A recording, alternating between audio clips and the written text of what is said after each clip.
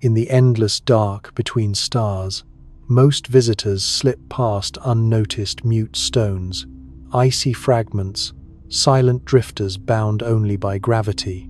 But 3I-ATLAS was different. From the first glance, its presence unsettled the laws we trusted, bending predictions, reflecting light in rhythms too precise, shedding heat in patterns too deliberate. It was neither comet nor asteroid, neither wholly natural nor easily explained. To watch 3I-ATLAS was to feel the weight of mystery pressing against science, to sense that the universe, vast and ancient, had placed before us a question we were scarcely prepared to answer. Chapter 1: Discoveries of the James Webb Space Telescope. Part 1: Unlike natural celestial bodies. It was first logged as a dim intruder moving against the stillness of the background stars, another fragment of frozen debris wandering in from the gulfs between systems. Yet, from the moment its orbit was plotted, the numbers began to resist expectations. Interstellar visitors obey the same equations as everything else: Newton's laws, gravitational perturbations, predictable arcs. But this object slipped from those models. Its path deviated by measurable increments, corrections on the order of hundredths of a degree, to casual eyes, invisible, to precision tracking, undeniable. A curve adjusted not by chance, but by something unseen. Brightness followed its own strange cadence. Most comets swell gradually in luminosity as they near the sun, their frozen surfaces venting gases in a rush of light. 3I-ATLAS did not. Photometry revealed irregular surges, sometimes doubling in magnitude over a matter of hours, then fading back with no corresponding change in distance or orientation. At times it flickered in ways that suggested modulation, as though obeying a rhythm beneath the surface rather than the slow heating of solar radiation. To observers accustomed to steady correlations, it looked less like sublimation and more like a pulse. Infrared imaging deepened the unease. Using Webb's NIRCam and MIRI instruments, astronomers traced heat signatures across the nucleus. Instead of a smooth thermal gradient, they saw discrete zones of warmth patches no more than a few kilometers across, glowing far hotter than surrounding regions. These emissions recurred in the same places during multiple rotations, suggesting permanence rather than transient venting. Cometary jets wander, erupting where sunlight cracks the ice. But these hot zones aligned too consistently, lit too rhythmically, as though heat were being stored and released in controlled bursts. The geometry was perhaps the most disturbing. Radar echoes hinted at cavities arranged with symmetry. Thermal shadows repeated at intervals. When Webb's sensors mapped faint reflections of infrared light bouncing within the structure, they revealed lines and junctions that resembled corridors, right-angled where randomness should have ruled. Natural processes carve irregularity. Crystals may repeat, but not at kilometer scale, not in nested chambers stretching dozens of meters deep. Yet Atlas seemed to contain alignments that mirrored architectural logic, not geology. Analysts compared the internal spacing to human-built analogues. Ratios approached the golden mean, recurring across separate cavities. Some compartments traced hexagonal outlines, reminiscent of aerospace honeycomb structures engineered for both strength and efficiency. In natural comets, voids collapse chaotically. Here, they appeared to persist, reinforced as though designed to withstand time and pressure. Even the distribution of voids mapped from gravitational anomalies as the object tumbled suggested compartmentalization. The mass did not behave like a rubble pile loosely bound by gravity. It shifted as if weight was intentionally distributed, balanced across an internal frame. Observers wrestled with interpretation. Was this coincidence, a trick of resolution magnified by expectation? Yet coincidence repeated itself too many times. Heat spikes clustered along axes that matched cavity lines. Brightness surges echoed in intervals consistent with Atlas's rotation. Orbital deviations arrived just after thermal outbursts, as though venting or propulsion had nudged its course. Each piece alone might be dismissed. Together, they formed a pattern. And patterns, history teaches, are rarely the work of chance. Amateur astronomers reported only a ghostly smear through their lenses, no more remarkable than a faint comet. But behind the closed doors of data centers, the silence of professionals grew telling. Agencies withheld raw telemetry. Spokespeople offered vague language. Unprecedented, statistically improbable, unexpectedly structured. Such euphemisms betrayed reluctance to state the obvious, that the object behaved unlike anything nature alone could assemble. One astrophysicist described the thermal maps as walking through an abandoned building where certain rooms are still warm. Another likened the orbital anomalies to a ship adjusting sails you cannot see. The metaphors were poetic, but they carried the weight of unease. Scientists prefer equations, not imagery. But when equations falter, language slips toward the imaginative, and the imaginative here pointed toward agency. The deeper Webb stared, the stronger the impression became. This was no rubble pile torn from a distant star's frozen disk. It bore order, rhythm, geometry. It glowed and cooled in ways no comet should. Its orbit wavered with intention. The evidence converged on a simple, unsettling truth. 3IATLAS did not behave like a natural celestial body. And if not natural, then what remained? The question lingered, unspoken in press releases but heavy in the rooms where the data streamed in. Rocks do not choose. Ice does not pulse. Gravity does not improvise. Yet something here gave the appearance of choice, of rhythm, of balance. And as the telescope's gold-plated mirrors gathered the ancient light, humanity was forced to confront a possibility that eclipsed all precedent, that somewhere within this drifting fragment of dust and ice, there might be intention. Part 2. Evidence of engineered structures. The deeper the James Webb Space Telescope gazed into the shifting shadow of 3IATLAS, the more the evidence resisted the label of accident. Nature leaves fingerprints of chaos, fractures, shards, and craters scattered without design. But here, symmetry persisted where randomness should reign.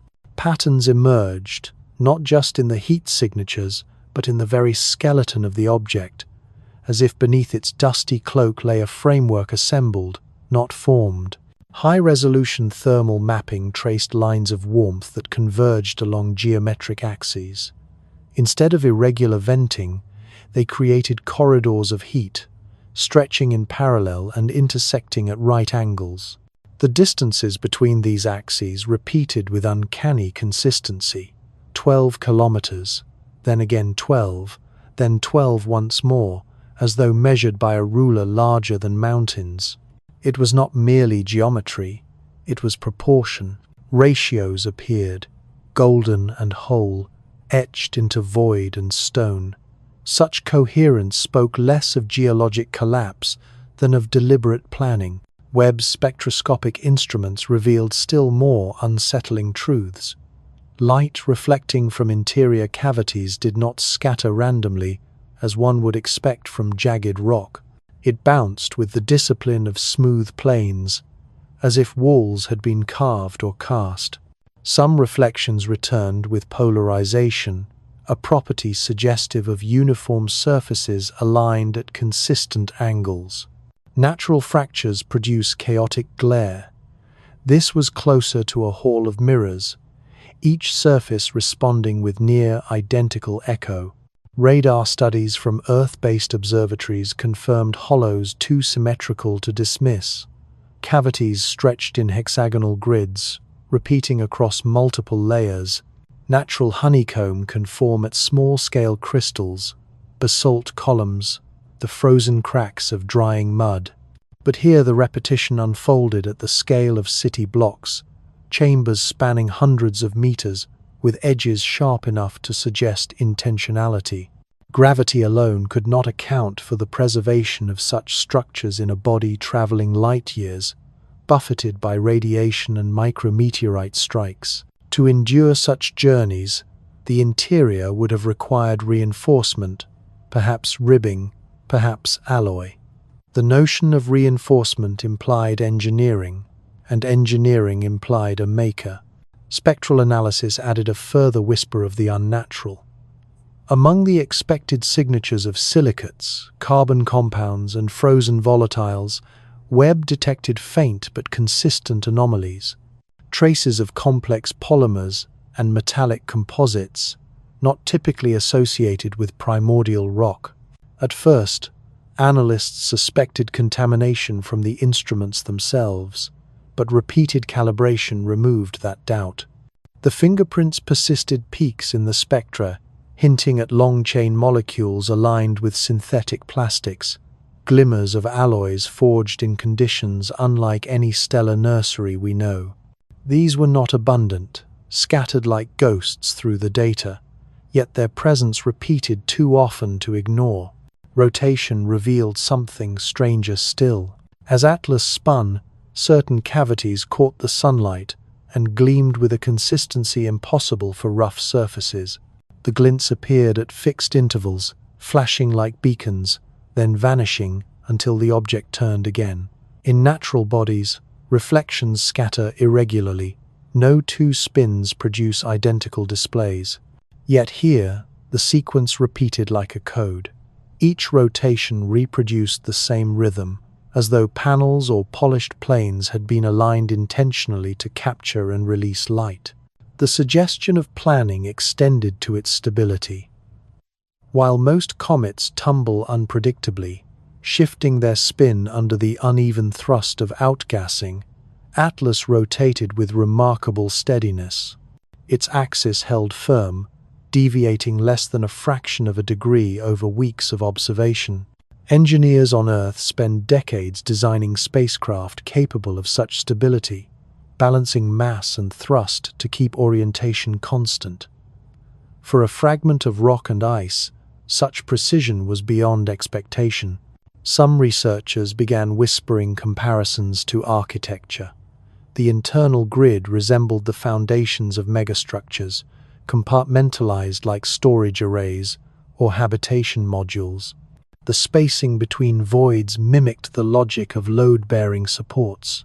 One analyst described the layout as a cathedral turned inside out, its columns buried in stone. Another said it resembled the skeletal frame of a vessel, stripped of surface plating, but still aligned by an invisible blueprint. Of course, caution persisted. Science bends reluctantly toward the extraordinary. Counter-arguments were raised. Perhaps the symmetry was coincidence, the glints illusions of angle, the polymer's contamination after all. Yet as evidence layered upon evidence, each dismissal weakened. Coincidence cannot align heat corridors to the meter. Illusion cannot reproduce polarized reflections at identical angles. Contamination cannot explain repeated detection across separate instruments, separated by millions of kilometers. The strongest indicator, however, was motion itself. At intervals, tiny jets erupted from beneath the surface, but unlike comets whose vents wander chaotically, these bursts came from fixed points, aligned with structural lines already mapped. When plotted, the vectors formed a pattern of thrust, minute corrections timed with Atlas's orbital deviations. Natural venting produces drift, but drift does not align with the mathematics of navigation. These jets did. They whispered of control, as though designed apertures were guiding the object with subtle breaths of momentum. The reaction within the scientific community split along invisible fault lines. Some clung fiercely to natural explanations, invoking unknown geologic processes, exotic chemistry, or frozen fractals writ large. Others, quieter, leaned into the word no one wanted to print: artifact.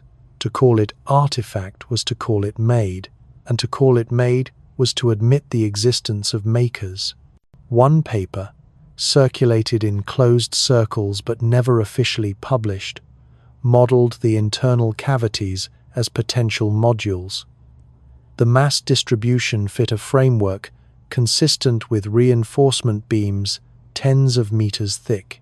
Resonance tests measuring how the object vibrated under solar wind and micrometeoroid strikes showed harmonic frequencies closer to engineered shells than to rubble piles. It was as though Atlas rang when struck, its tones not the dull chaos of stone but the lingering hum of hollow chambers. As Webb's golden mirrors kept collecting the light, the image sharpened. An object moving through space not as debris, but as architecture. Architecture stripped of context, drifting in silence, ancient beyond comprehension, yet still bearing the fingerprints of design. The corridors of heat, the mirrored reflections, the persistent glints, the stability of spin, the whisper of polymers and alloys, together they painted a picture that geology alone could not explain. And so the idea of engineered structure slipped from speculation into possibility. What purpose it once served, no one could say. Whether a vessel, a station, a fragment of something greater, or a relic abandoned in the dark, the data refused to dismiss it as natural. The evidence pressed too firmly against coincidence, too coherently against chaos. Atlas was not merely a wanderer from between the stars. It was, in every measured echo, every repeating line, every gleam of alien proportion, a work of craft.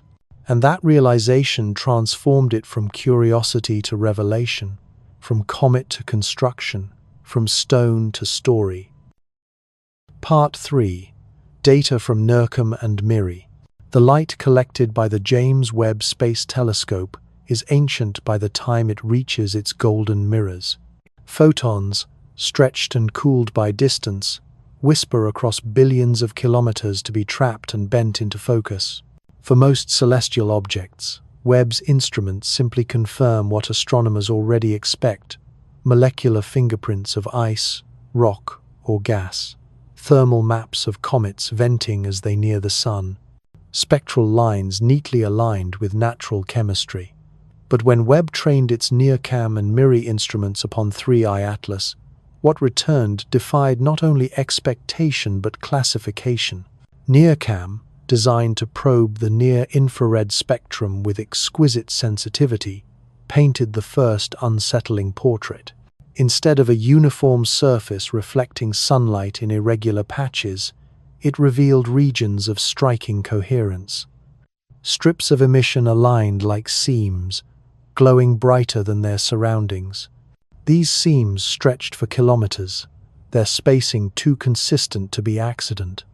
Natural outgassing produces ragged plumes, chaotic bursts across fractured crusts, but here the plumes arose from fixed intervals, as if venting ports had been positioned with intent. The heat did not wander, it repeated. Spectral analysis deepened the riddle. In the reflected light, NIRCam detected absorption lines corresponding not just to familiar silicates and carbon compounds, but to anomalies at the margins, patterns hinting at long-chain polymers, molecules unlikely to condense in interstellar ice. Analysts first dismissed these as noise, interference, or calibration error, but repeated scans, hours apart, reproduced the same spectral peaks at 3.4 microns and 7.7 microns, frequencies consistent with synthetic hydrocarbons. To the cautious, these were ghost signatures. To the bold, they were fingerprints of manufacture. MIRI, the mid-infrared instrument, extended the view deeper into wavelengths where thermal radiation reveals the hidden interiors of objects. There, the story grew stranger still. The thermal maps did not display smooth gradients of warmth across the nucleus. Instead, they revealed hot zones, discrete and stable, separated by colder compartments. Each hot zone maintained its intensity as Atlas rotated, suggesting internal reservoirs of energy. In one pass, the temperature spikes reached over 200 kelvins above baseline, far too warm to be explained by passive heating alone.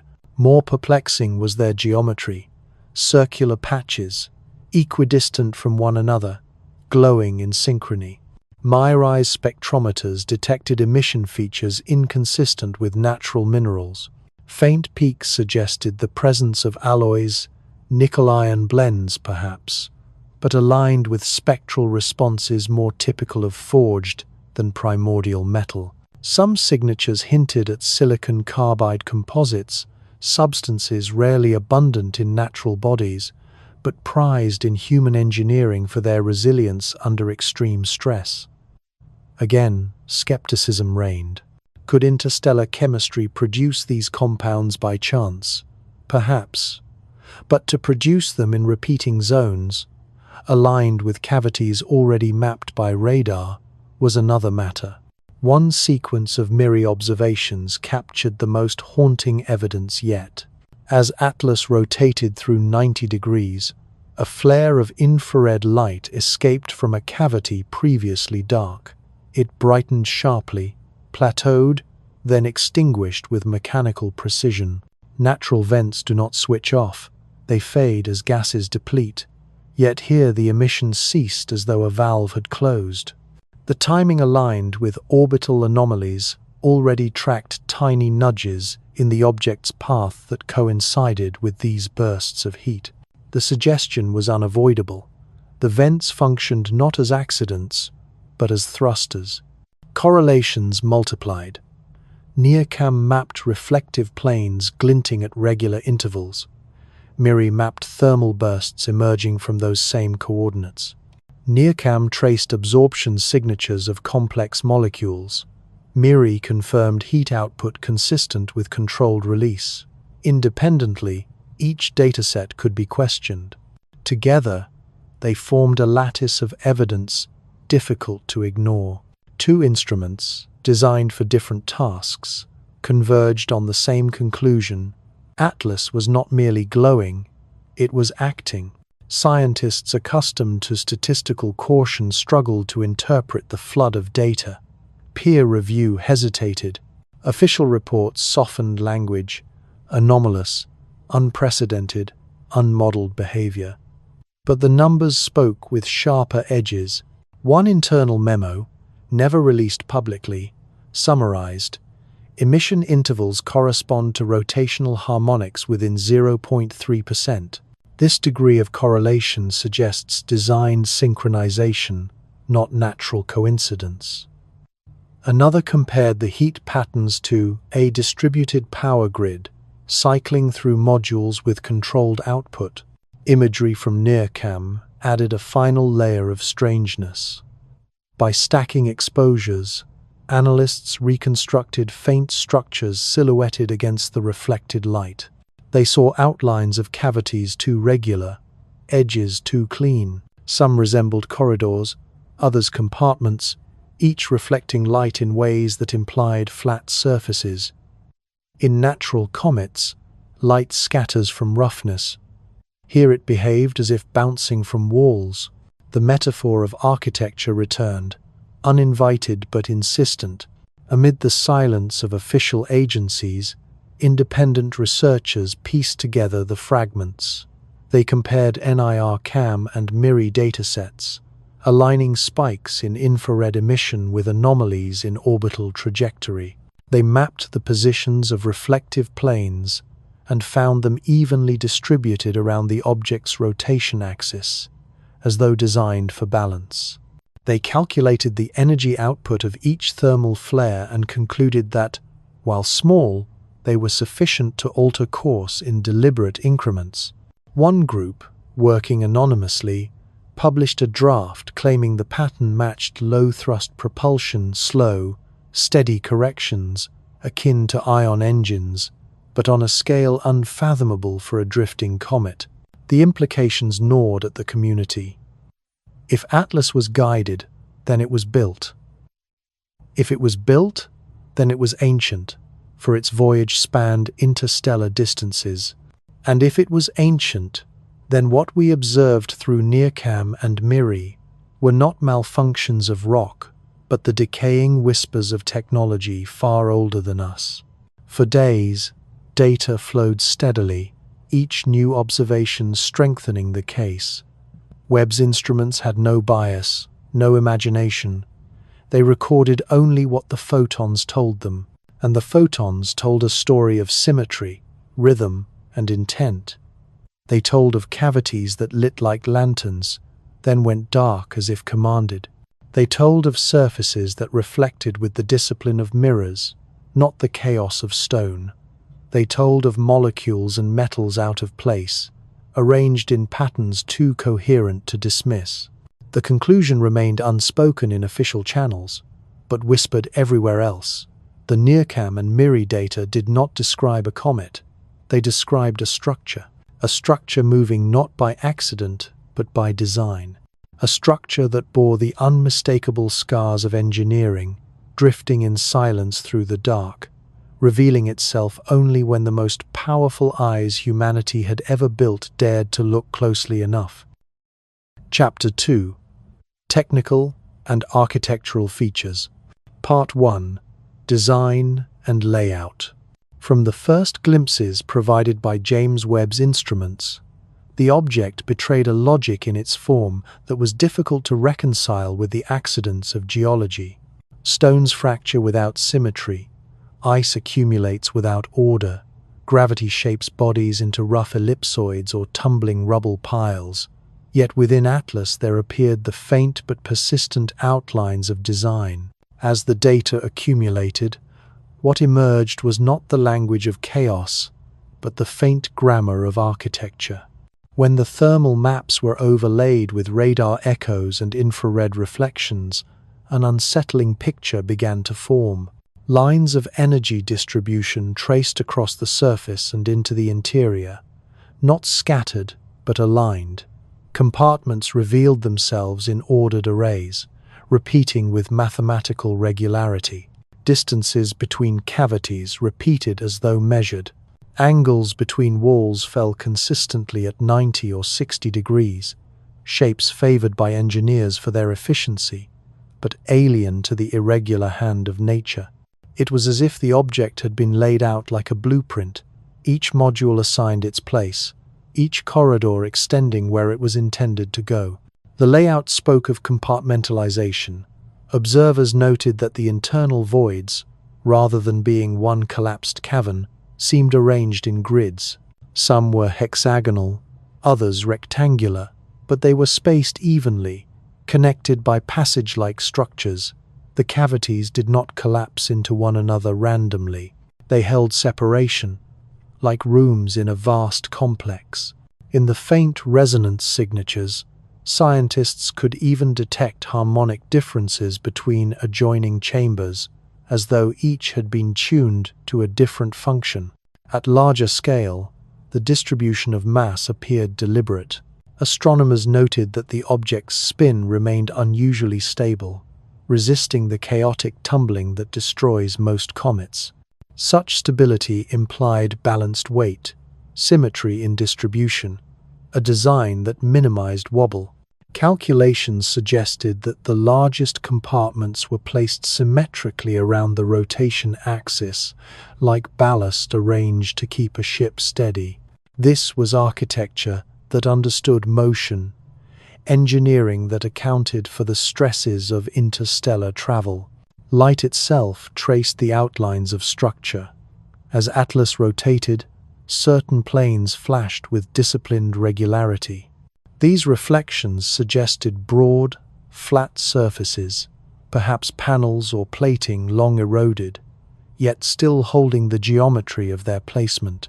They gleamed not like ice crystals, jagged and ephemeral, but like walls angled with intention.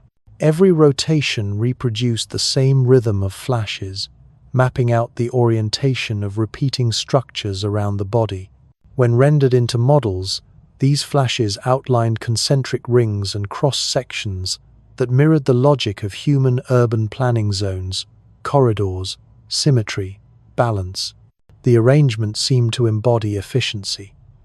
Thermal corridors aligned along what appeared to be a grid of conduits, carrying heat between chambers. Some speculated these might once have been ducts or energy channels, their residues still visible in the infrared. The placement of compartments suggested tiered layers, an inner core of larger halls, surrounded by smaller chambers, wrapped finally in protective crust. It evoked the memory of fortresses and cities, where central plazas anchor peripheral streets. Yet this was no city in the human sense, but something vaster, colder, suspended in void. Researchers debated whether this was accident magnified by imagination, but the ratios argued otherwise. Distances between cavities repeated at consistent scales 10 kilometers, then again 10, then 10 again. Walls aligned in sequences of multiples, 12, 24, 48. Nature does not favor whole number ratios at this scale. Cracks and voids form where stress dictates, not where mathematics demands. The recurrence of these proportions suggested planning, as though someone had sketched lines upon a canvas of stone and then carved according to the design. NIRC aim and MIRI data added further strangeness. The thermal hotspots that flared in patterned intervals aligned precisely with the compartments already mapped. It was as if each chamber still carried some trace of its intended role. One zone pulsed with heat, while others stayed cool, before dimming as a different chamber lit up, as though systems were cycling. To natural rock, such behavior is unthinkable. To design, it was the faint echo of a grid still functioning, long after its makers had gone. Comparisons to human architecture became unavoidable. Analysts saw in the layouts echoes of warehouses, docking bays, or data centers. One researcher described the internal arrangement as a metropolis turned inside out, with avenues and blocks mirrored in voids and walls. Another compared it to naval engineering, with compartments divided to contain damage, to isolate breaches. The compartments were too many, too deliberate, too neatly arrayed to dismiss. Even the outer shell betrayed a kind of plan. Though battered by micrometeorite scars and cloaked in dust, its silhouette suggested layering. Sections of crust peeled away in slabs, as though surface plating had once overlain the framework beneath. These slabs broke in linear fashion, not jagged shards, hinting at paneling. Natural rock peels irregularly, but these fractures ran along straight lines, as if following seams. Where the seams crossed, corners formed corners where none should be. The design was not organic. It did not spiral like shells, branch like trees, or fracture like ice. It aligned, it compartmentalized, it balanced.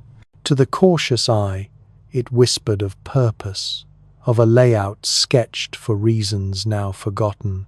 To the bold, it declared itself unmistakably as architecture, blueprint, order, design. What purpose such design once served could not yet be known. Was it meant for habitation, for storage, for travel? The evidence did not say, but it spoke clearly enough that the object was arranged, its parts aligned and balanced. The impression grew that this was less a comet and more a construction, a derelict vessel perhaps, or a fragment of something once greater, still carrying the skeletal echo of its layout. To see such order in the void is to confront a kind of vertigo, for if design exists, then so too must designers. And if designers once carved their intent into this body, then it drifts not as stone but as testimony to minds that measured, planned, and built long before our own instruments turned toward the sky. Part 2. Functions. If Atlas is more than stone, if within its shell lie the echoes of architecture, then design implies purpose. Every corridor, every chamber, every line of symmetry whispers of intention, and intention leads inevitably to function. To speak of function here is not to claim certainty, but to trace the shadows left behind, to follow the faint logic still visible in the wreckage of form. The object did not merely happen, it seems to have been arranged, and in arrangement there is always use. The first and most immediate suggestion of function was thermal. The chambers mapped by Webb's instruments pulsed not with the randomness of natural vents, but with the cadence of systems. One cavity would flare while its neighbors stayed dark, then fade as another took its turn. The cycling resembled distribution. Heat moved from one sector to another, as if routed through a grid. It could have been the remnants of power, a system once built to regulate energy across modules, still flickering in ghostly echoes. The symmetry of the bursts suggested more than venting. It suggested a design meant to warm, to shield, to sustain. Thermal regulation is the first requirement of survival in the void. Natural rock either bakes in the sun or freezes in shadow, but Atlas seemed to smooth these extremes. Its heat signatures balanced across compartments, spreading warmth evenly rather than concentrating it in chaos. This balancing act could be interpreted as a protective measure, a way to keep interiors stable against the violence of space. Perhaps these chambers once housed mechanisms or beings, each requiring a narrow band of temperature. If so, the thermal cycling glimpsed today would be the afterimage of a system built for life support, or at least for stability. Beyond heat, there was the function of shielding. The outer shell bore scars of micrometeorite strikes, yet the inner compartments persisted. Their symmetry suggested not accident, but reinforcement. Layers of crust and paneling may once have served as armor, distributing impacts across load-bearing frames. To cross interstellar gulfs demands resilience. The void pelts travelers with debris and radiation without mercy. The segmentation of Atlas, with its nested chambers and tiered layers, hinted at a design meant to absorb blows, to isolate damage, to prevent catastrophe from spreading inward. It was compartmentalization as survival strategy, a principle as old as shipbuilding.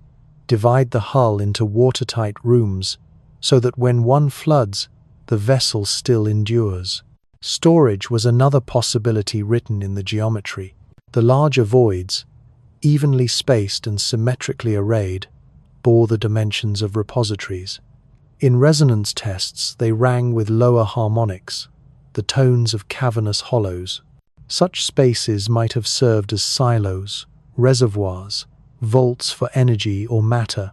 The cycling of heat through these cavities supported the notion they might once have been used to store volatile fuels or to stabilize reactions, the warmth now a fading echo of their charge. To others, the layout suggested warehouses, places where materials were stacked in vast order, arranged for retrieval.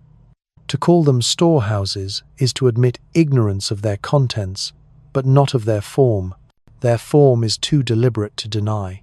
There was also the sense of organization for control. Smaller chambers lined corridors leading to larger ones, like arteries feeding organs. This hierarchy of space suggested function distributed across scales. Minor compartments could have acted as conduits, regulating flows of matter or energy towards central halls. The larger voids may have housed machinery or command systems, their placement at the core like hearts beating at the center of ribs. Such organization is the hallmark of systems engineering, subsystems branching outward from central hubs, each with its role in the larger whole. Protection extended beyond armor against impact. The arrangement of layers might also have served as shielding against radiation. Certain chambers displayed unusually thick walls, inferred from the way infrared light failed to penetrate them. These could have been sanctuaries, lined with material designed to block cosmic rays. Natural rock can shield by accident, but here the distribution suggested intent: thicker walls where needed, thinner where weight could be spared. To distribute mass with such logic is to acknowledge awareness of the hazards of the void. Some even speculated that the segmentation of Atlas reflected not mere protection or storage, but purpose-built zones for entirely different functions. One chamber glowing hotter than the rest might have been an engine compartment, its outbursts aligned with subtle shifts in trajectory. Another, vast and hollow, may once have carried populations, cargo, or instruments beyond imagining.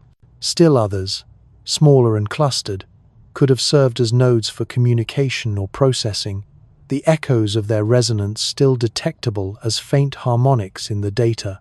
To assign human names, engine, cargo bay, habitat is to stretch metaphor, but the logic of division compels such imagination. The pattern of isolation reinforced the theme of function. Every chamber stood distinct from its neighbor, separated by thick barriers. This was not random collapse but deliberate division. The advantage of such partitioning is clear: containment. If one module failed, others would endure. If one system overheated, others would stay cold. If one chamber lost integrity, the whole would not be destroyed. This is how ships are built. This is how cities are designed. This is how complex systems survive the unpredictable. And this is what Atlas seemed to embody. Even in its silence, a memory of complexity designed for endurance. Of course, no one could yet say with certainty what these functions served. Theories abounded: a derelict ark, its life, support gone cold; a machine of vast scale, its engine still pulsing faintly; a probe meant not for travel but for surveillance, its compartments once filled with sensors and memory banks. The absence of context was as loud as the presence of form. But context or not, the form spoke. It spoke in the repetition of cavities, in the balance of mass, in the symmetry of walls. It spoke in ways nature does not. Even stripped of activity, function leaves its mark in arrangement. Empty warehouses still reveal their purpose in the regularity of their floors. Abandoned ships still bear the imprint of compartments that once carried men and cargo. Ruins carry the skeleton of use, even when the flesh of machinery has long since rotted away. And so too with Atlas. Its silence is not the silence of accident. It is the silence of a structure whose purpose has been spent, but whose bones still tell the story of what it once did. And as Webb's instruments traced those bones, the story came into sharper focus. Not random voids, but ordered rooms. Not cracks, but corridors. Not chaos, but design. Heat to warm, shells to protect, hollows to store, divisions to endure. These are the functions Atlas seems to have carried, still written into its form, still echoing through its geometry. Whether vessel, fortress, or relic, it was once something more than stone. It was built to do, and in its very arrangement, even after epochs adrift in silence, it still whispers of that doing. Part 3. Not compatible with human physiology. As the outlines of Atlas came into sharper focus, one thing became clear. Whatever hand shaped this object, it was not a hand like ours.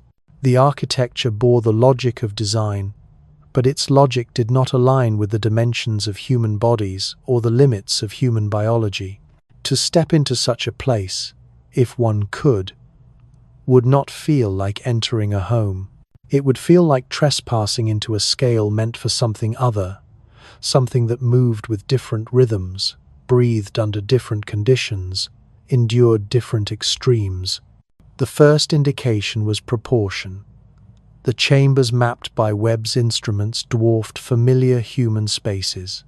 Voids spanned hundreds of meters, ceilings soared into darkness, corridors stretched kilometers without narrowing. No human structure is designed on such vast internal scales, for the human body has limits. Oxygen must circulate, heat must be conserved, distance must remain walkable. Atlas ignored all such limits. Its compartments were too large to serve creatures our size, their very dimensions suggesting inhabitants to whom distance and volume meant little, or suggesting that the spaces were not for habitation at all. Temperature offered another barrier. The thermal cycling, impressive in its balance, still swung far beyond human tolerance.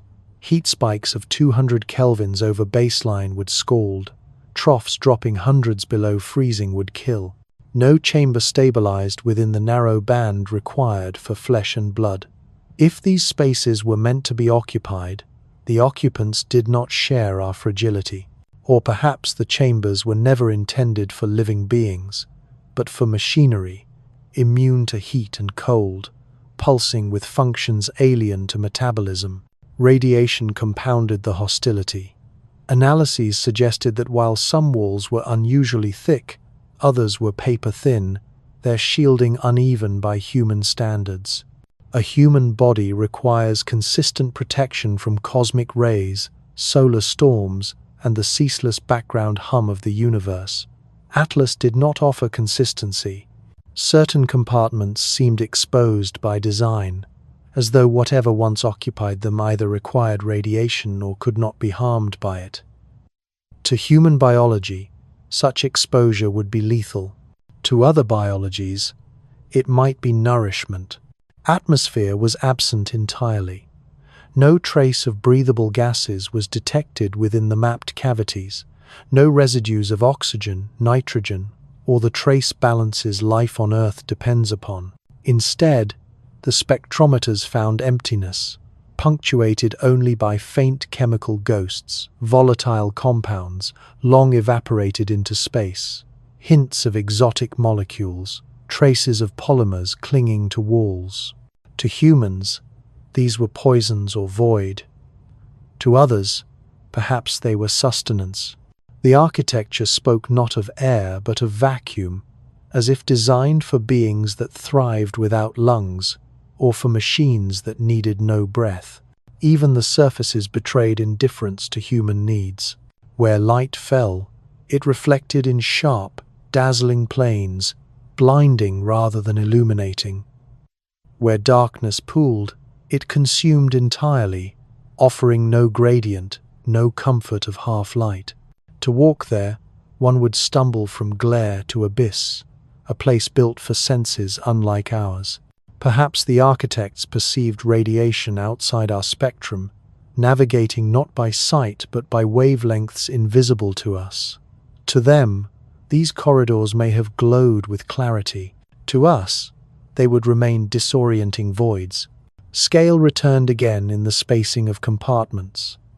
Passageways stretched too wide to guide the flow of human bodies. Floors appeared too broad, walls too tall, ceilings too high. There was no intimacy, no ergonomics, no adaptation to limbs of our length or eyes of our height. Human design bends always to our form: doorways at 2 meters, stairs at consistent rise, corridors scaled to footsteps. Atlas showed none of this accommodation. It did not bend to us. It did not even acknowledge our existence. The silence within the data grew heavier as scientists considered this dissonance. Some had hoped that evidence of design might imply kinship, that the makers, if there were makers, might share something of our form or need. But every measurement whispered the opposite. The layout was alien, the conditions hostile, the scale indifferent. If it was built for those who would not find our world survivable, just as we would not survive within theirs. Speculation multiplied. Were the vast chambers designed for entities of massive size, bodies tall as towers, requiring space we could not comprehend? Or were they for machines, engines the size of cathedrals, processors spread across kilometers, indifferent to scale as long as function endured. Some suggested that the very hostility to human biology was the point that Atlas was never meant to house life as we know it, but to serve as vessel or tool, sterile, mechanical, alive only in function. Even the rhythm of its structure seemed to defy human pace. Heat cycling occurred at intervals far longer than our diurnal rhythms, sometimes spanning weeks before repeating. Radiation pulses aligned with orbital resonances, not daily or seasonal cycles. The timing suggested a system built around scales of endurance beyond our comprehension, where waiting centuries might mean no more than we wait a day. Human biology demands rapid rhythms, breath every few seconds, food every hours, rest every day. Atlas pulsed on cosmological time, tuned to occupants or purposes that endured across millennia. And yet, the evidence of design remained undeniable. The compartments, though hostile to us, were arranged with logic. The heat, though lethal, was balanced with care. The voids, though airless, were sealed as though to preserve their emptiness. These contradictions painted a portrait of builders who lived, or functioned, according to principles we cannot share. Their physiology, if they had physiology, was alien to ours. Their needs were not our needs. Their home was not our home. One researcher described Atlas as a cathedral built in vacuum for gods that breathe radiation. Another called it a city where no human could live, but where something else once thrived. These were metaphors born of desperation, attempts to capture in language what the data insisted upon. That Atlas, though structured, was structured against us. It excluded us not by accident but by essence.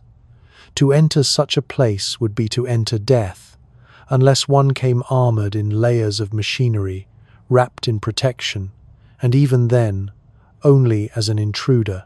And so Atlas revealed its final lesson within this phase of discovery. Design does not imply familiarity. Architecture does not guarantee kinship. To find evidence of purpose in the void is not to find a mirror of ourselves, but to confront the vastness of possibility. Atlas may carry within its walls the echoes of builders who knew heat as life, radiation as nourishment, emptiness as air. Whatever they were not us.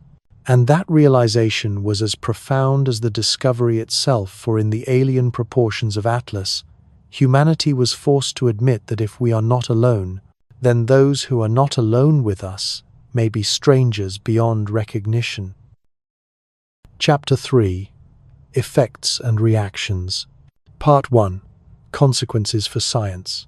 When the first datasets from James Webb's instruments reached the community, they were met with disbelief, then silence, then the uneasy hum of re-evaluation. Science thrives on anomalies, strange results that push against the walls of what is known. But there is a line between anomaly and upheaval. Atlas pressed not against a wall but against a foundation. Its behavior refused to sit within the neat categories astronomy has long relied upon. Comets obey sublimation physics, asteroids follow predictable gravitation, and interstellar visitors may surprise us but never contradict our frameworks. Yet here was an object that seemed to do all of those things at once. It bent orbits, pulsed with heat, and carried within its form the suggestion of structure. For a discipline that has built centuries on the axiom that nature is universal and consistent, Atlas was a wound in certainty. The first consequence was epistemic. If Atlas could not be explained by existing cometry or asteroidal models, then those models were incomplete. The assumptions written into textbooks that sublimation alone accounts for thermal outbursts, that gravitational perturbations can predict trajectories to exquisite precision, suddenly seemed less absolute. Graduate students revised lectures. Theorists redrafted equations. Conferences that had been planned around distant galaxies and exoplanets shifted their keynotes to this single visitor. For the first time in decades, astrophysics found itself destabilized not by the infinitely far, but by the shockingly near. Observational science reeled as well. The data forced instruments to their limits, and yet the results were still stranger than the limits could easily interpret. Were the spectral anomalies truly signatures of polymers and alloys, or were they artifacts of calibration? Were the geometric cavities real, or illusions of resolution? The community fractured along lines of interpretation. Some argued for caution, insisting on natural explanations stretched to their extremes. Others leaned toward the extraordinary, whispering of technology, of design, of the possibility that the universe was more crowded than we had allowed ourselves to imagine. Funding agencies and research institutions felt the ripple next. For decades, priorities had been clear: cosmology, exoplanets, dark matter. But Atlas inserted itself into budgets and missions. Suddenly, proposals that would once have been dismissed as fringe plans for rapid response telescopes, probes capable of intercepting interstellar objects, even dedicated arrays for anomaly tracking began to seem rational, even urgent. The possibility that another visitor might appear, perhaps clearer in its signals, demanded readiness. Atlas had transformed an unlikely corner of astronomy into a front line. Theoretical science faced perhaps the deepest wound. Physics is built upon universality, that the laws observed here apply everywhere. But Atlas suggested that somewhere, somehow, matter might be arranged in ways that mimicked intention. If its structures were natural, then our understanding of self-organization in matter was woefully incomplete. If its structures were artificial, then the implication was greater still. We were not the only minds to bend matter to design.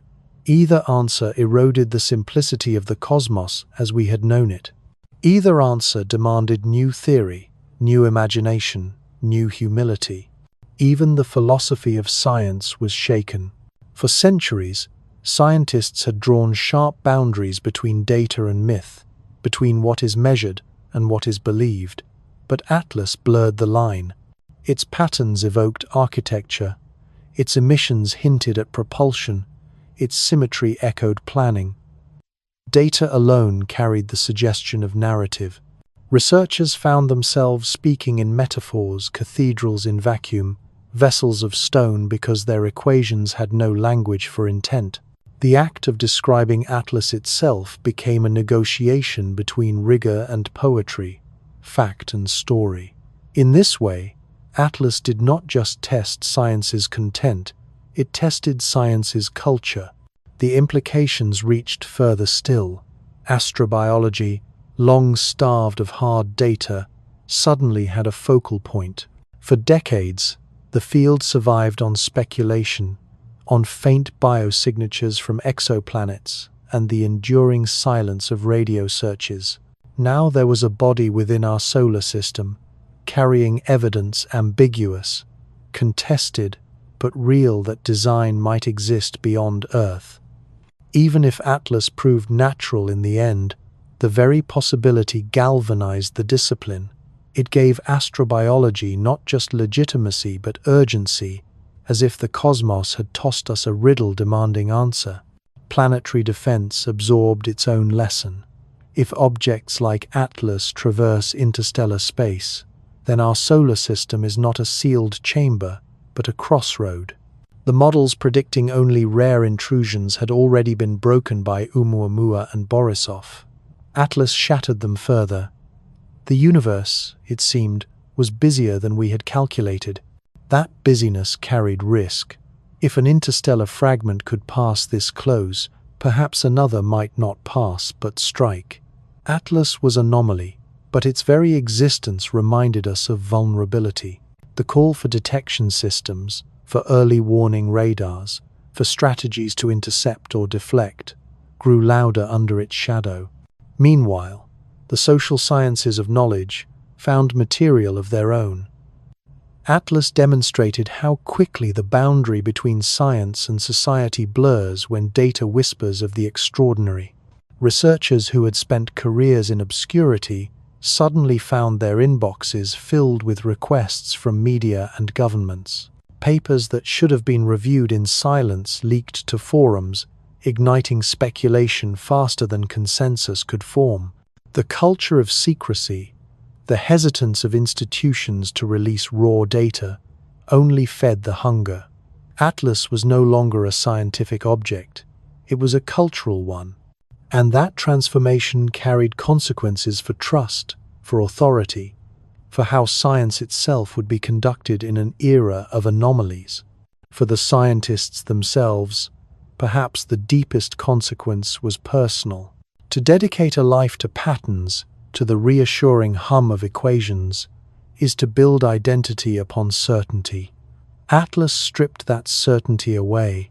Late-night meetings stretched long, debates turned heated. Some careers were built on embracing the anomaly, others on explaining it away. The community fractured and fused in waves, caught between the exhilaration of discovery and the terror of rewriting foundations. In laboratories and observatories, the emotional gravity of Atlas pressed as strongly as its physical one. And yet, through all the debate, one truth emerged. The cosmos had reminded us of its ability to surprise. Atlas was a mirror held to science itself, showing its limits, its reflexes, its imagination. It forced physics to admit incompleteness, astronomy to reorder priorities, astrobiology to claim urgency, philosophy to re-examine its boundaries. The consequences spread outward like ripples from a stone cast into still water. And perhaps that was Atlas's greatest function, not to reveal itself, but to reveal us, to show how fragile our frameworks remain and how vast the unknown still is. Part 2. Reactions from the international community. The data did not remain confined to observatories and research labs. Once the anomaly of Atlas crossed the threshold from curiosity to potential artifact, the ripples spread outward into the machinery of nations. Telescopes may collect photons, but it is institutions that interpret them, filter them, decide what may be said and what must be withheld. And as the signals from NIRCam and MIRI accumulated, each agency, each government, each military began to weigh not only the science, but the consequences of admitting what the science implied. NASA was the first to feel the pressure. As steward of the Webb mission and inheritor of decades of public trust, it found itself torn between transparency and restraint. Early press releases spoke of unprecedented irregularities and anomalous features, but stopped short of words like structure or engineered. Behind the scenes, however, internal memoranda betrayed unease. Analysts mapped cavities that repeated with mathematical regularity.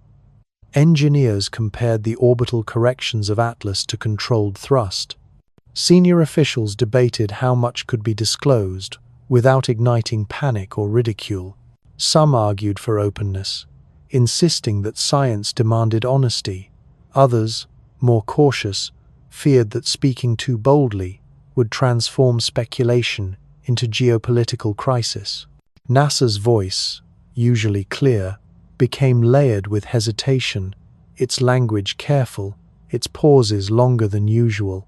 Across the Atlantic, the European Space Agency confronted similar dilemmas. With a multinational structure and member states ranging from cautious to adventurous, consensus was elusive.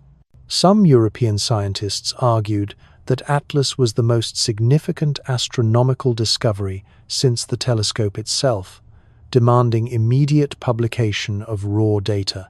Others urged discretion, warning that if the anomaly proved artificial, its implications would extend far beyond science into diplomacy, security, even theology. At closed-door meetings in Paris and Darmstadt, debates grew heated. To acknowledge architecture in the void was to acknowledge builders, and to acknowledge builders was to invite questions for which no one was prepared. ESA released only fragments of its analyses, couching them in technical language that spoke volumes to experts but little to the public. China's response was more opaque. Its observatories and space agencies quickly turned their instruments toward Atlas, gathering independent datasets. Rumors spread that their infrared arrays had confirmed the presence of geometric cavities, that military satellites had tracked anomalous emissions. Official statements, however, were sparse, delivered with the practiced reserve of statecraft. Spokespeople spoke of an object of interest and ongoing analysis. Yet behind that restraint lay urgency. Reports leaked of emergency sessions among military planners, discussions of whether Atlas might represent surveillance technology, an interstellar probe, or even a dormant weapon. While the West debated academic language, China mobilized, its silence filled with the noise of speculation. In the halls of military intelligence across the world, the data was read with different eyes. Where scientists saw anomalies, generals saw threats. An object of unknown origin, capable of controlled motion, bearing evidence of engineering, drifting through the inner solar system, such a thing could not be dismissed as neutral. Questions cascaded. Was it still active? Could it observe? Could it influence? Did it carry messages, or worse, capabilities? Even the faint possibility was enough to stir urgency. Satellites were tasked, interception scenarios were modeled, and security briefings grew tense. To some, Atlas was a relic. To others, it was a platform. Public discourse mirrored these fractures. Amateur astronomers demanded access to raw data, convinced that governments were concealing truths. Journalists pressed for clarity, but answers came wrapped in caveats and ambiguity. Statements contradicted one another. Silence filled the gaps. The absence of certainty became its own fuel, driving speculation across borders. Conspiracy theorists proclaimed contact had already occurred. Religious leaders weighed in, some declaring Atlas a sign of creation, others a test of faith. The line between science and culture blurred further with each news cycle. International organizations sought coordination, but found only mistrust. The United Nations Office for Outer Space Affairs convened emergency sessions, but member states withheld their deepest findings, unwilling to share what might confer advantage. Scientists pleaded for data sharing, reminding all that the cosmos belongs to no single nation. Politicians countered with the language of sovereignty and security. Atlas became not just an astronomical anomaly, but a geopolitical one, its silent presence straining the already fragile threads of cooperation. The military dimension loomed ever larger. For some strategists, the idea of intercepting Atlas became irresistible. If it was artifact, then retrieving even a fragment could yield knowledge beyond imagining. Proposals surfaced for rapid probe missions, for kinetic intercepts, even for attempts to tow or redirect. Cooler heads argued that tampering with an object of unknown origin, perhaps still functional, might be reckless beyond comprehension. What if Atlas could respond? What if its builders still watched? Yet caution did not erase ambition. Budgets shifted, committees formed, silent races began. And through it all, the object itself drifted, silent and indifferent, as humanity projected its hopes and fears upon its form. Each nation, each agency, each institution read the data through its own lens. To some, it was discovery. To others, danger. To others still, opportunity. The same photons, interpreted in laboratories and war rooms across the world, carried meanings as different as the cultures that received them. In the end, the reactions of the international community revealed more about us than about Atlas. NASA's hesitations, ESA's cautious debates, China's silence, the military's urgency, each reflected human priorities as much as cosmic truth. The object became a mirror, casting back not only light but the structures of our societies, the fractures in our trust, the ambitions of our politics. Atlas may or may not be artifact, but the way the world reacted already carried the weight of history. Part 3. Hypotheses and Purposes. As data accumulated and the world's institutions struggled to frame responses, imagination rushed to fill the gaps. Science is built on evidence, yet evidence without explanation is fertile ground for speculation. With Atlas, the speculations grew not in the shadows, but in plain sight, debated in conference halls, whispered in military briefings, woven into the fabric of media. What was this thing? If it bore the scars of design, then who designed it, and for what purpose? One of the earliest hypotheses was communication. The repeating bursts of thermal emission, the rhythmic flares captured by Webb's instruments, seemed to some less like malfunctions and more like patterns. In the history of SETI, the search for extraterrestrial intelligence, hope had always been pinned to the detection of a signal. Atlas appeared, not as a radio beacon, but as a drifting monument broadcasting in silence. Could the thermal cycling itself be a kind of code? The idea was intoxicating. Perhaps it was a message carved into matter, a language written in heat and geometry, left to be read by any who developed the eyes to see. To those who believed this, Atlas was not just an object but a letter from the stars, a deliberate attempt to say, "We were here."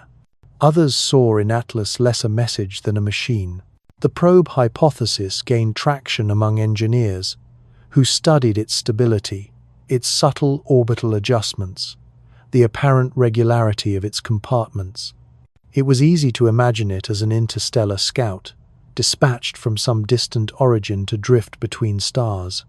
Unlike our own probes, which chatter constantly with radio, this one seemed to operate in silence, either dormant or designed to observe without revealing itself. The cavities mapped by NIRCam and MIRI might once have held instruments, cameras, detectors, tuned to frequencies we cannot imagine. If it was a probe, then Earth had become one more entry in its ledger, one more point of data gathered during an endless voyage. A darker hypothesis emerged in parallel: surveillance. Military analysts, reading the same data that scientists parsed, interpreted Atlas not as benign but as watchful. If it carried sensors, then it was not just a machine adrift, but an eye. The symmetry of its design, the persistence of its thermal cycling, the possibility of propulsion all suggested a degree of control inconsistent with mere relic. What if it was still active, cataloguing not only the light of our sun but the behavior of the species orbiting it? What if its builders, wherever they might be, could read its records? The thought unsettled even those who dismissed it as paranoia, for surveillance implied intent, and intent implied a relationship, whether of curiosity, caution, or control. Still others, unwilling to assign menace, turned to the idea of preservation. To them, Atlas was not a probe or a spy, but an ark of memory, a vessel carrying the legacy of a civilization. Its compartments, cavernous and sealed, might once have stored genetic archives, seeds of ecosystems, libraries of knowledge etched into indestructible substrates. Its design could have been an attempt at continuity, a way of ensuring that even if its makers perished, their essence would drift on, awaiting discovery. In this reading, Atlas was not a threat but a gift, a relic cast across interstellar darkness as an offering to whatever minds might follow. Another possibility arose from the very strangeness of its structure: Atlas as reconstruction. Some researchers suggested it was not an original creation, but a vessel built from captured debris. Its crust of rock and ice, its fractured silhouette, might conceal a framework pieced together from whatever materials lay at hand.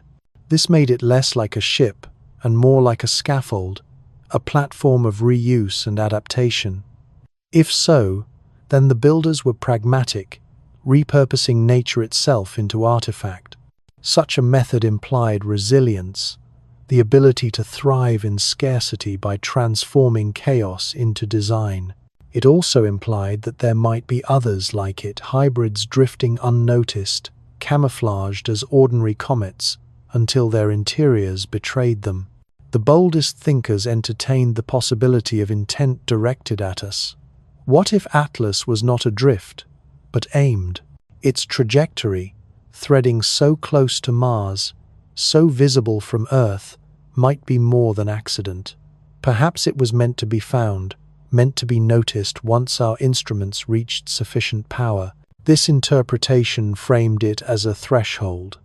The moment a civilization proves capable of recognizing Atlas is the moment it is judged ready for contact.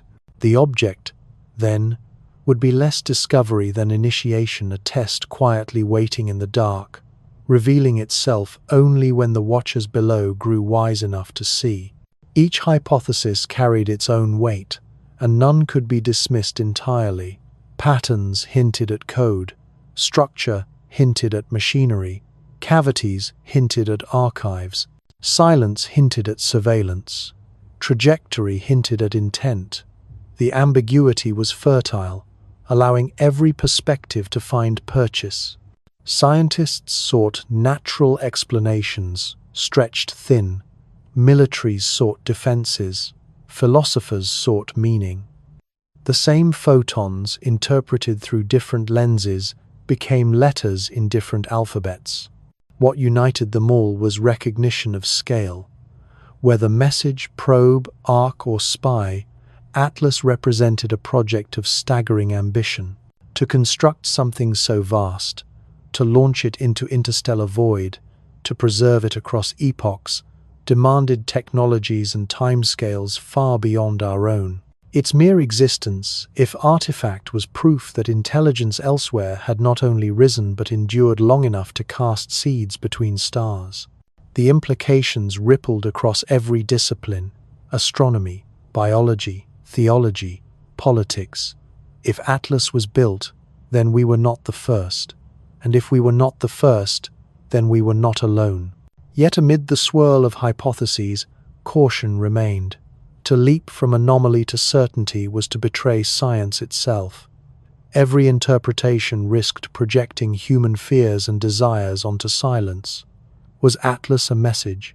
Perhaps. Was it a machine? Possibly. Was it a weapon? Conceivably. But for now, it was also simply what it was: an object, drifting, inscrutable, resistant to the labels we pressed upon it. The hypotheses revealed less about Atlas than about ourselves, our hopes for kinship, our fears of threat, our longing for continuity, our dread of insignificance. In the end, the purpose of Atlas remained locked within its walls, its meaning carried not in words but in form. We may never know whether it was letter, probe, eye, or arc, but the act of asking changed us, forcing us to confront possibilities long confined to fiction. Atlas expanded the boundaries of imagination into the realm of evidence, and perhaps that, too, was purpose enough.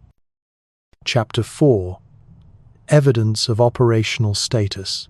Part 1: Behaviors and Signs. From the moment Atlas entered our field of observation, it refused to behave like a silent rock adrift in the dark. Comets flare when the sun warms their frozen shells. Asteroids tumble as uneven gravity pulls at them. Fragments wander in predictable arcs until gravity swallows them whole. But Atlas moved to a rhythm all its own. Its behavior suggested not decay, but persistence. Its signs did not mark the passivity of stone, but the possibility of action. These were not merely anomalies, they were behaviors, gestures that hinted at function. The first and clearest sign was thermal. Instruments registered bursts of heat that did not align with solar distance or rotational exposure. Instead, they appeared in intervals, switching on and off with uncanny precision. One cavity would blaze for hours before extinguishing abruptly. Another would flare days later, as though following a program. Natural vents do not obey such discipline. They sputter and fade according to chance fractures. Atlas flared with intention, its cycling closer to a sequence than an accident. To call it malfunction was to admit that malfunctions do not usually repeat with such fidelity. Trajectory offered the next whisper of behavior. Tiny deviations in its path, nudges so small they might have been dismissed as measurement error, began to stack into patterns. Its orbit curved not exactly where Newton's equations predicted, but where invisible hands seemed to adjust. The deviations coincided with the thermal flares, as though bursts of heat functioned not only as signatures but as thrust. It did not sail passively on gravitational winds. It corrected. It compensated. It moved. Each adjustment was subtle, almost deferential, as though the object sought only to preserve its balance rather than chart a new course. But movement, however slight, was behavior nonetheless. Light too betrayed its secrets. NIRCam captured reflective flashes from planes that returned at consistent intervals, like beacons sweeping across space. These were not chaotic glitterings of ice crystals, but disciplined repetitions. Every rotation brought the same flash at the same angle, as though mirrors hidden beneath dust still turned in rhythm. Some analysts interpreted these as remnants of panels, perhaps once solar in function, now fractured yet persisting in reflection. Others dared to whisper the word signaling, though no code yet could be extracted. Whatever their meaning, the flashes persisted, marking time like a heartbeat. MIRI detected another layer of behavior. Emissions not tied to any known mineral. Faint signatures of alloy radiated faintly, then dimmed, then returned. The rhythm suggested decay, but the consistency suggested persistence. It was as though the object carried within it remnants of systems not entirely dead, pulsing weakly like embers refusing to go out. To imagine machinery in stone is difficult, yet the data compelled it. Emissions flickered where heat flares had been, aligning with cavities already mapped. Matter, heat, and geometry spoke the same language. Activity. Then came the resonance anomalies. Radar echoes returned not in clean sweeps, but with harmonic undertones, as though the interior chambers vibrated faintly in response to the pulses sent their way. Some described it as an echo of echoes, layers of sound in the silence of vacuum. These harmonics shifted slightly over time, as though walls inside the object flexed, adjusted, or carried vibrations from hidden processes. Natural voids do not hum in harmony. This was resonance with pattern, structure with response. Observers began to compile the evidence into timelines, heat flares, reflective flashes, orbital nudges, resonance shifts, all occurring not randomly but in coordination. The suggestion was impossible to ignore. Atlas was not simply reacting to the sun's warmth or the gravity of planets. It was acting, however faintly, in ways that preserved symmetry, balance, and persistence. Some scientists hesitated to call this activity, preferring the language of lingering function. They compared it to a derelict satellite, its batteries failing yet still producing faint signals decades after launch. Perhaps Atlas was once alive with purpose, but now only ghosts of that purpose flickered, too weak to mean intent. Others countered that even ghosts can haunt with precision, and that Atlas's behavior seemed too disciplined to be mere decay. If it was relic, then it was a relic still capable of action. Military analysts took a different view. To them, any object that altered its own trajectory, however subtly, was active by definition. To them, the flares were thrusters, the reflections were signals, the resonance shifts were responses. Whether relic or not, Atlas behaved like a platform still in play. That possibility was enough to shift strategies, enough to classify it not as rock but as asset. For in the language of defense, behavior is intent, and intent must be respected. Among philosophers and poets, the language grew more lyrical. They described Atlas as breathing, its heat cycling like lungs filling and emptying. They described its reflective flashes as eyes opening and closing, its orbital nudges as steps in a dance too vast for us to follow. To them, the object was less machine and more being, a presence suspended in the void, patient, deliberate, and alive in ways our definitions had yet to catch. Through all this interpretation, the evidence remained the same. Atlas behaved. It emitted heat when no comet should. It adjusted its course when no asteroid could. It reflected light in patterns too disciplined to be random. It resonated with harmonics too structured to be chance. Behavior implies activity, and activity implies agency, whether the agency of builders long dead or of systems still humming in silence. The greatest mystery was not whether Atlas acted, but whether it knew. Were these the unconscious twitchings of a machine in its death throes, or the deliberate gestures of something still aware? Was it sleepwalking through the void, or watching, waiting, choosing when to reveal more? The data could not say.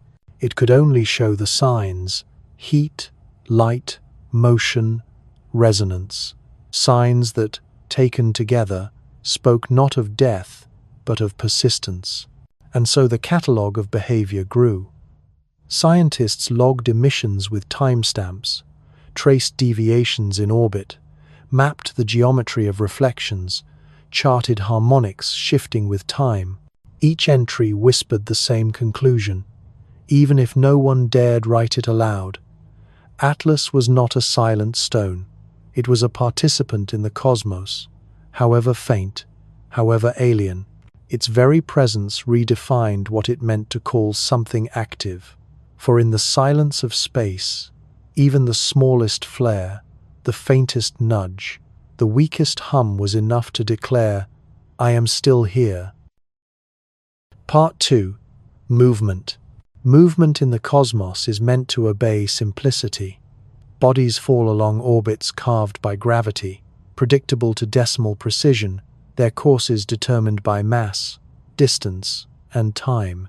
For centuries, astronomy has lived by this law, refining it until the dance of planets, moons, and comets could be mapped with certainty across centuries. Yet Atlas refused this choreography. It moved in ways that unsettled calculation, its path bending not wildly but subtly, enough to demand explanation beyond chance. The object seemed to act not as passenger, but as participant in its own voyage. The first signs were small. Tiny deviations appeared in orbital projections, minuscule mismatches between prediction and reality. At first, these were dismissed as errors of measurement, the inevitable noise of observation. But as days became weeks, the deviations accumulated, forming a pattern. Atlas was not where it should have been. Its trajectory had shifted, its velocity adjusted. The difference was not enough to alarm the casual observer, but for those who calculated the cosmos in numbers precise to 10 decimal places, it was a rupture. Natural bodies drift, yes, but never with such quiet regularity. The correlation with thermal flares was too precise to ignore. Each time MIRI registered a spike of infrared emission, orbital data soon revealed a fractional change in velocity. The bursts of heat seemed aligned with motion, as though the object expelled matter deliberately, nudging itself by fractions of a meter per second. To the human eye, imperceptible. To astronomers, undeniable.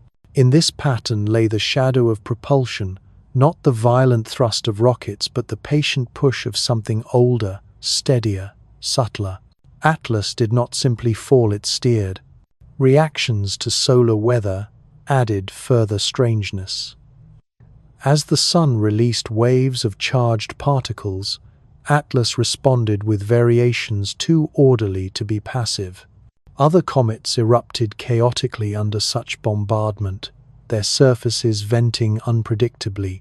Atlas, by contrast, flared in compartments that appeared shielded until precisely those moments, releasing bursts as though triggered by solar winds. To some, this looked like adaptation, as if Atlas could sense incoming storms and adjust its outbursts to maintain stability. To others, it seemed more like synchronization, the object choosing to reveal activity only when hidden in the noise of cosmic weather, masking its movements behind natural storms. Tracking stations around the globe began to record not just deviations but consistencies. Each time Atlas rotated through 90 degrees, its motion shifted subtly, as though compartments aligned with thrust. Each time a solar flare struck, heat flared in tandem, not scattered across the surface but emerging in fixed, repeated zones.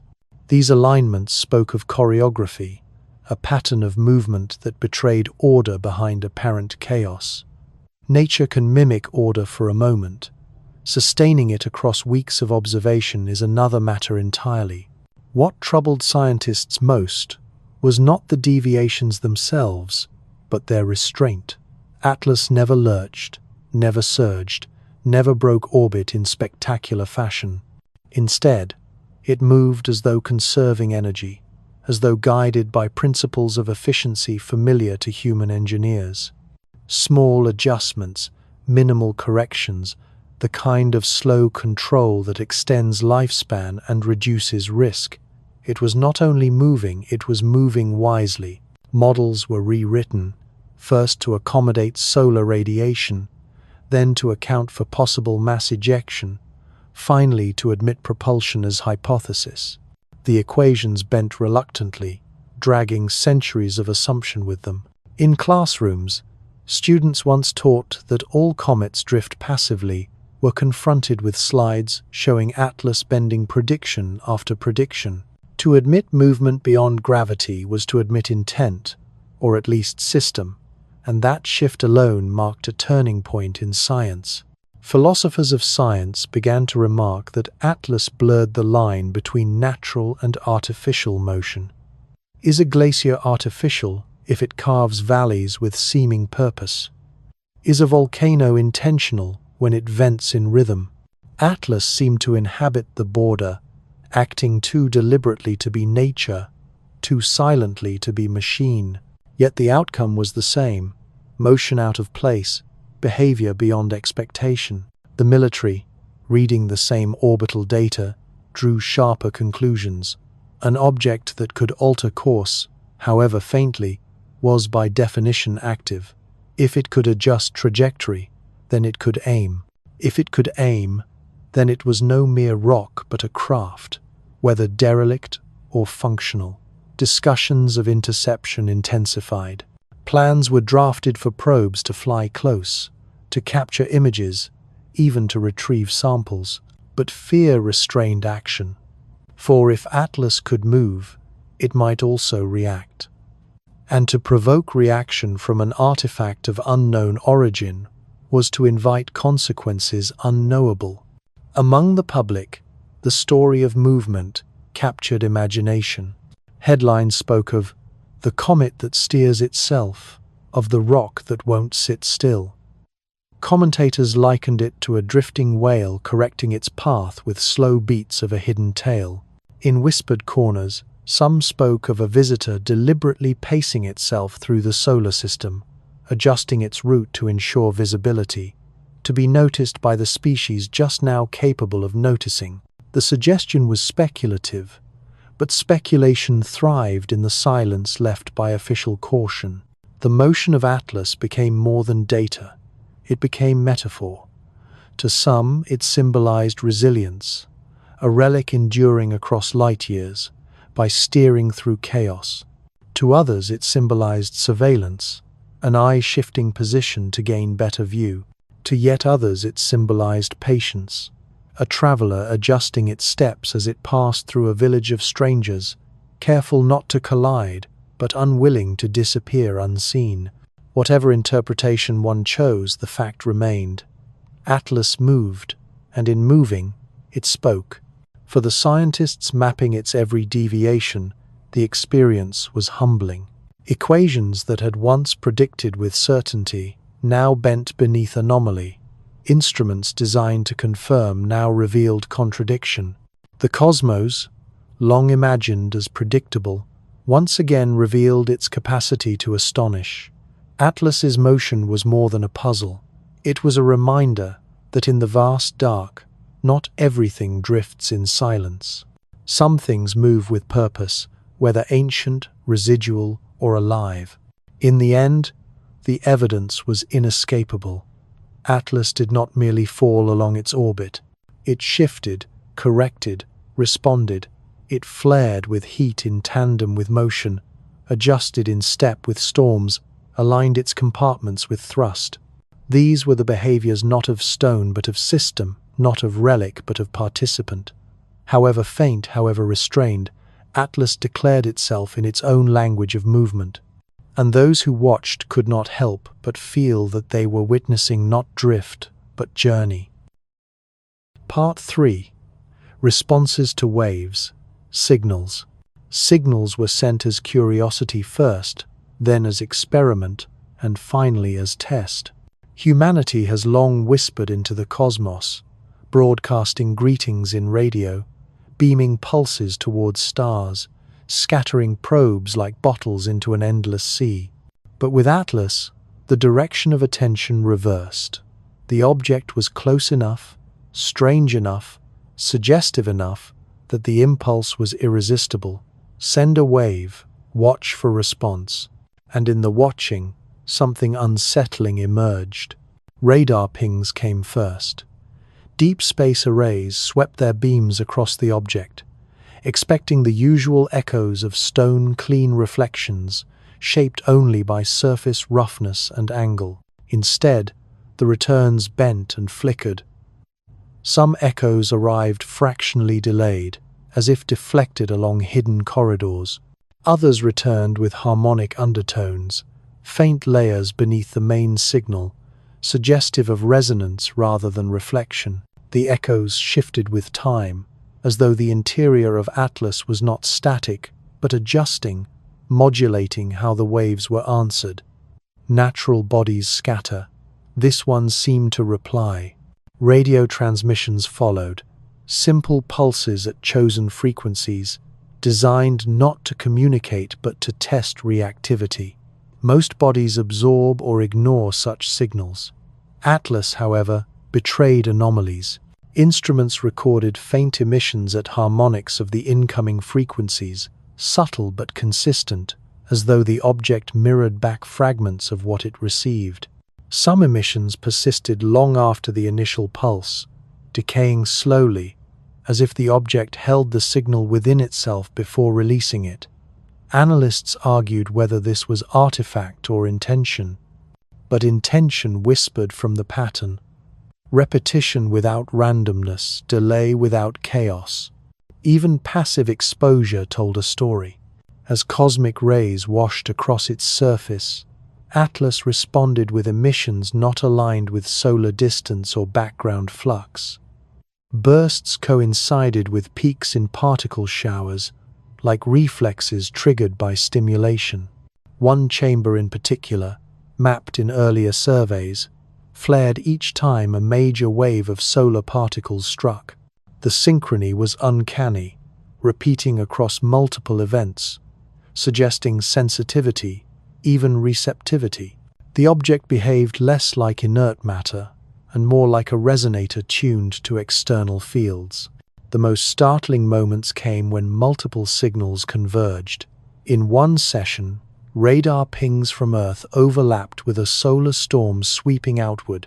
Atlas responded with a flare brighter and longer than usual, as though the combination of human probing and cosmic weather struck a chord. The flare plateaued at a steady output, holding longer than any natural vent ever could, before extinguishing suddenly. To some, it looked like stress. To others, it looked like acknowledgement. Scientists, cautious to the point of paralysis, wrestled with interpretation. Could the harmonics be interference, products of Earth's own instruments? Could the radio reflections be miscalibrations, sidebands mistaken for response? Every anomaly carried plausible deniability.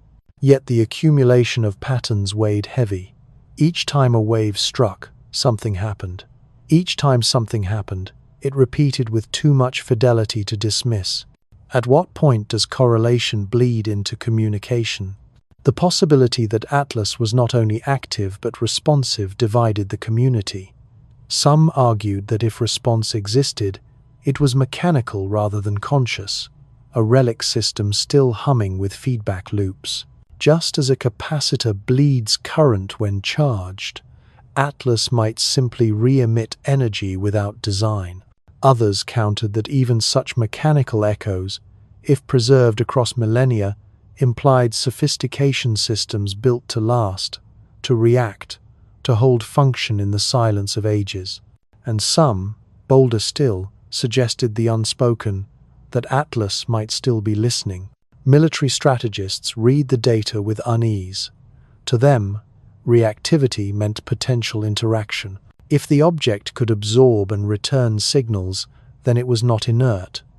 And if it was not inert, then prodding it might awaken consequences beyond control.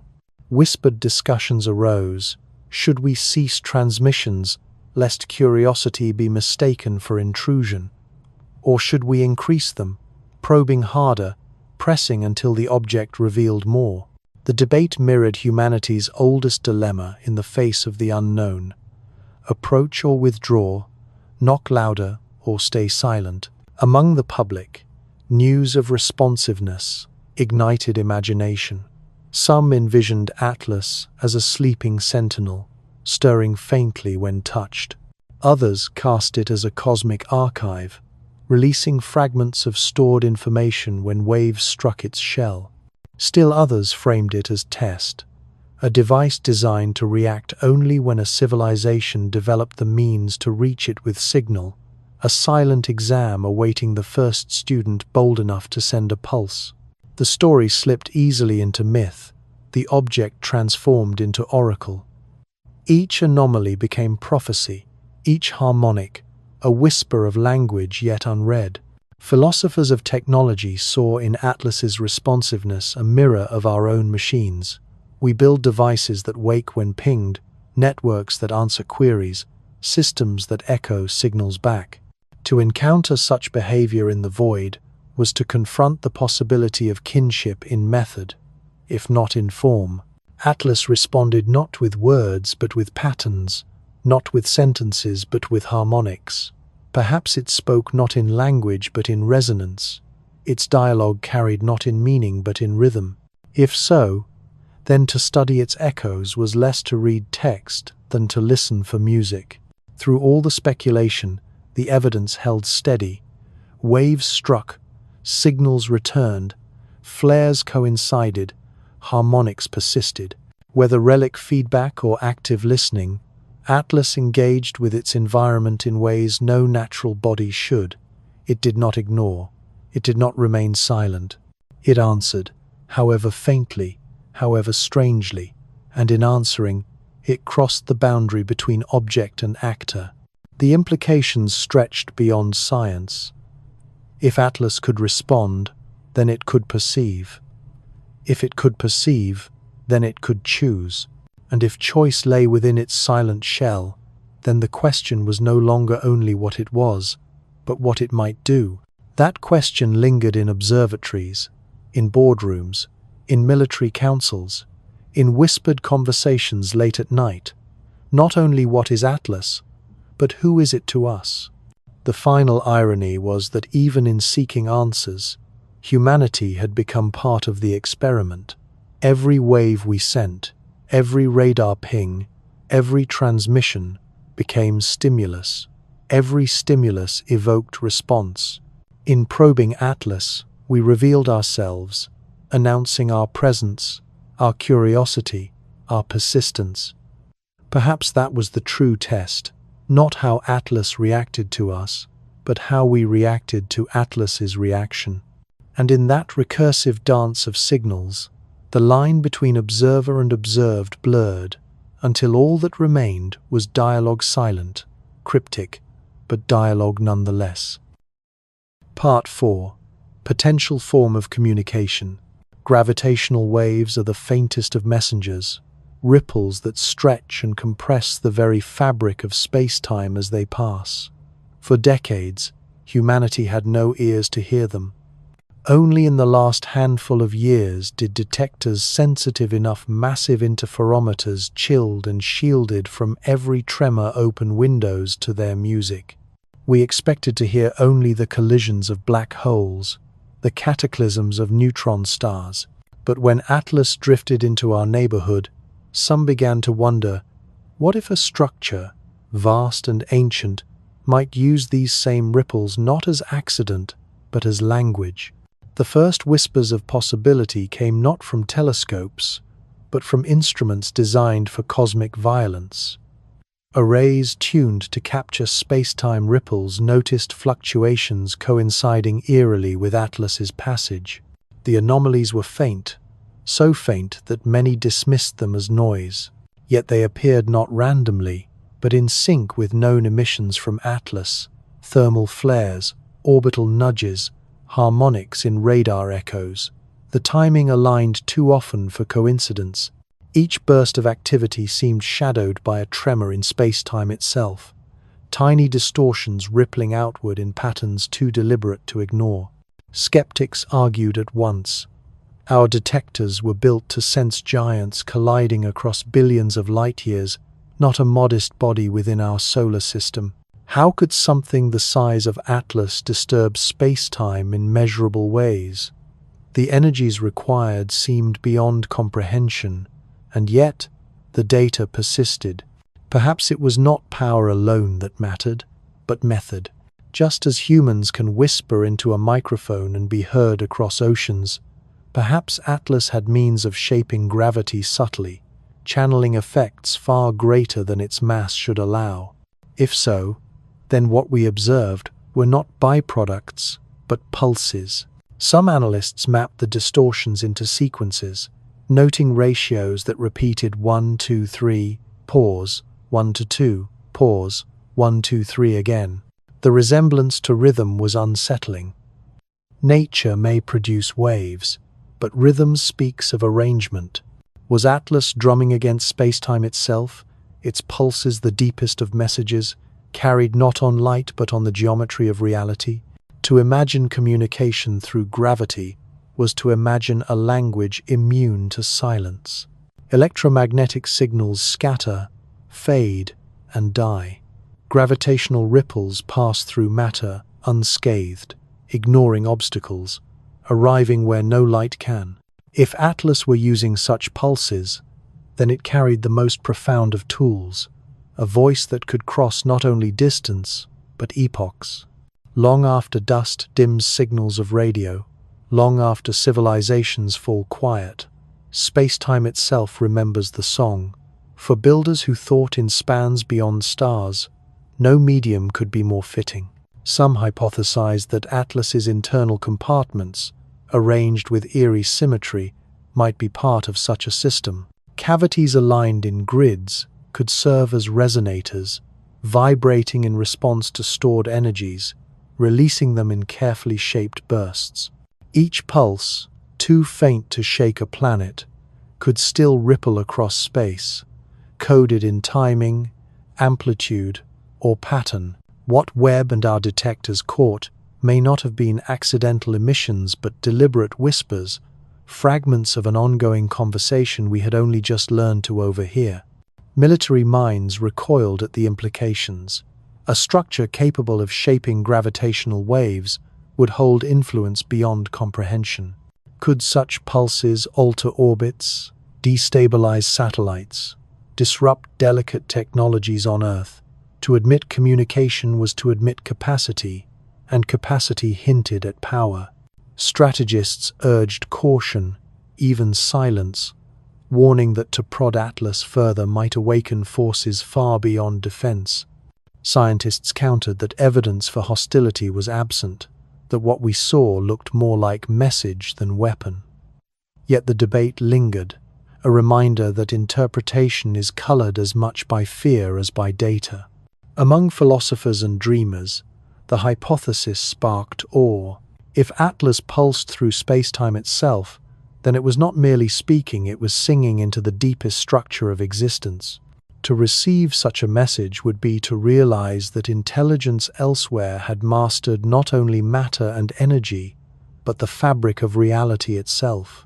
Some speculated that the rhythms were not directed at us at all, but at others, distant and unseen, part of a network of ancient travelers marking their paths through the galaxy.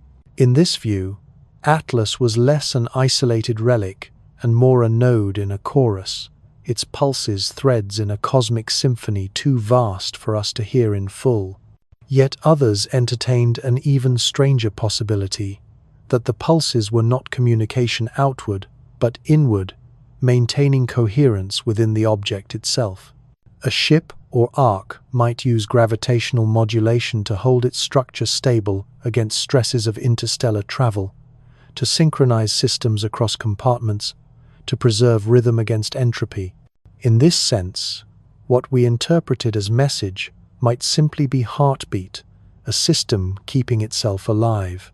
To stumble upon such heartbeat was to intrude on intimacy, hearing in space-time what was never meant for our ears. Debates raged, but certainty remained elusive. Detectors logged pulses, models strained to explain them, interpretations multiplied. Was it signal, or system, or artifact? Each hypothesis said as much about us as about Atlas. But the undeniable fact was this: Atlas did not remain silent in the deep. It stirred space-time itself, however faintly, however cryptically. Its behavior transcended heat, light, and motion. It reached into the fabric of reality and left ripples behind. For the first time, humanity considered that communication might not be bound to language, to sound, to light. It might be written in the flexing of reality, in the heartbeat of space-time, in ripples that ignore the boundaries of stars. If Atlas was speaking, then it was speaking in the only voice that cannot be silenced, across the only medium that endures. And whether we understood or not, the message had already arrived. Atlas drifted into our awareness as a shadow among stars, yet it left behind more than data. In its flares and whispers, in its movement and resonance, we glimpsed the possibility that the cosmos is not silent but speaking in languages older than light. Whether relic or message, probe or monument, it unsettled our science, divided our politics, and stirred our imagination. Atlas became both mirror and mystery, showing us not only what might exist beyond, but who we are when confronted with the unknown, curious, fearful, awed, and forever changed.